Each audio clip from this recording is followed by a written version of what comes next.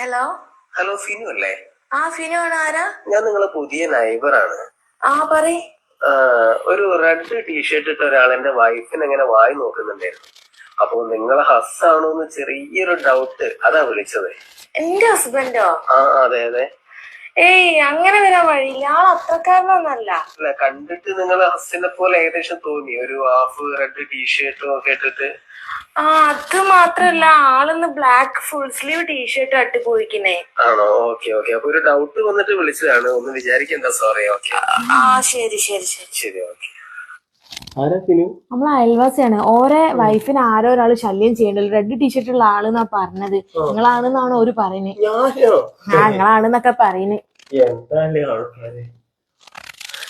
ഇതെന്താ ഫുള്ള് സ്പീഡിൽ ഇട്ടിട്ട് നിങ്ങൾ ഇങ്ങനെ വിയർക്കണേ? രാവിലെ തൊട്ട് തുടങ്ങിയിരിക്കുന്ന